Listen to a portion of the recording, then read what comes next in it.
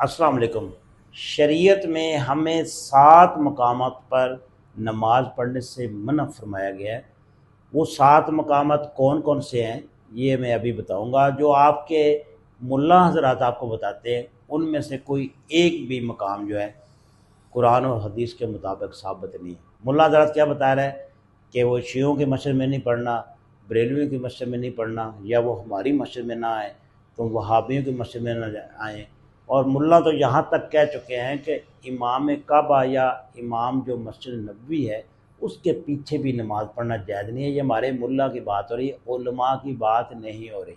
تو ان ملاؤں کے لیے عرض ہے کہ آئے حدیث پڑھتے ہیں، حدیث میں دیکھتے ہیں کس جگہ پر نماز پڑھنے کی ممانعت ہے، اور جہاں پر احادیث میں منع فرمایا گیا وہاں پر یہ ملا جو ہے وہ سجدے کر رہا ہوتا ہے اور لوگوں کو بھی کہہ رہا ہوتا ہے کہ بابے بڑے کارنامے کرتے ہیں۔ چلتے ہیں بورڈ کی جانب۔ سب سے پہلے دیکھیں جی المزبلہ۔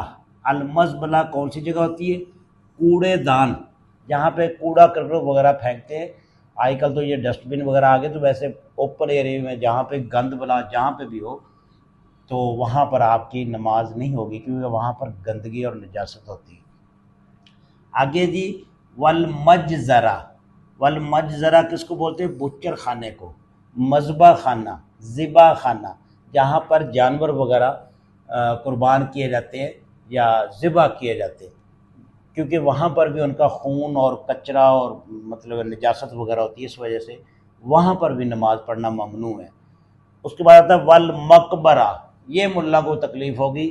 مقبرہ قبرستان، قبرستان کوئی بھی ہو، چاہے وہ کسی بزرگ کے دربار پہ بنے یا کسی جنگل میں بنے، کسی جگہ پہ بنا، وہاں پر نماز نہیں ہوتی، ٹھیک ہے۔ اس کے بعد ہے وقاریۃ الطریق۔ وقاریۃ الطریق کون سی جگہ ہے؟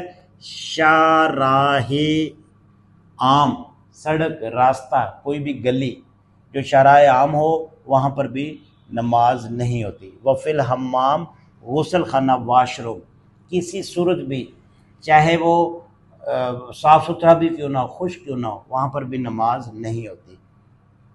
وفی معاطن الابل۔ وفی معاطن الابل، اونٹوں کا باڑہ، جہاں پر اونٹ باندھے جاتے ہو وہاں پر بھی ان کی گندگی نجاست ہوتی ہے، اس وجہ سے وہاں پر بھی نماز نہیں ہوتی۔ وفوق الظہر بیت اللہ، یہ کون سی جگہ ہے؟ یہ خانہ کعبہ کی چھت ہے۔ خانہ کعبہ کی چھت پر نماز نہیں ہوتی۔ اور ہمارے ایک وفاقی وزیر تھے، وہ کہتے تھے میں نے خانہ کعبہ کی چھت پہ نوافل پڑھے ہوئے۔ خیر ان کا اپنا فعل ہے۔ آگے ہے جی 8ویں نمبر پہ جو حدیث ہے، وہاں پر جو یہ غصب شدہ جو زمین ہے، غصب شدہ زمین کون سی ہوتی ہے؟ قبضے والی زمین۔